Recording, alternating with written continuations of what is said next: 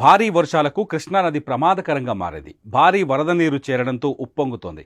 కృష్ణానదికి వరద ఉధృతి పెరుగుతుండడంతో కృష్ణాకు కుడికరకట్ట రాజధాని ప్రాంతం వెంకటపాలెం సమీపంలో మంతెన సత్యనారాయణరాజు ఆశ్రమం నీట మునిగింది. కరకట్ట లీకేజీ కారణంగా భారీగా వరద వస్తోంది.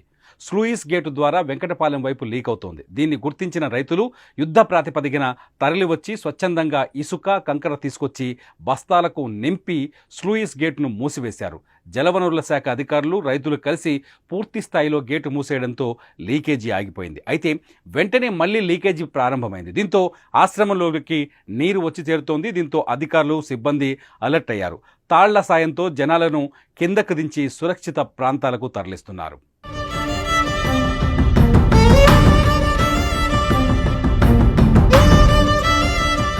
కృష్ణానది ఉధృతితో దివిసీమ ప్రజలను వణికిస్తున్నాయి. దీంతో వారు బిక్కుబిక్కుమంటూ కాలం గడుపుతున్నారు. గతంలో వరదలకు లోతట్టు ప్రాంతాల్లోని అనేక గ్రామాలు, పంటలు నీట మునిగేవి.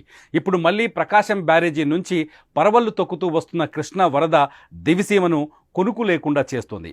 పులిగడ్డ అక్విడక్ట్ వద్ద ఇప్పటికే 20 అడుగులు దాటి ప్రవహిస్తోంది. ప్రవాహ ఉధృతి మరింత పెరిగే అవకాశం ఉండడంతో ముంపు ప్రాంత ప్రజలను అప్రమత్తం చేశారు. వారిని పునరావాస కేంద్రాలకు తరలించే ఏర్పాట్లు చేశారు. అవనిగడ్డ నియోజకవర్గంలోని కే కొత్తపాలెం, దక్షిణ చిరువల్లంక, పాత ఎడ్లలంక, పులిగడ్డ, ఆముదార్లంక, అవనిగడ్డలో పునరావాస కేంద్రాలు ఏర్పాటు చేశారు. మోపిదేవి మండలం ఉత్తర చిరువల్లంక వద్ద లాకుల నుంచి వరద నీరు కరకట్ట లోపలికి వస్తోంది.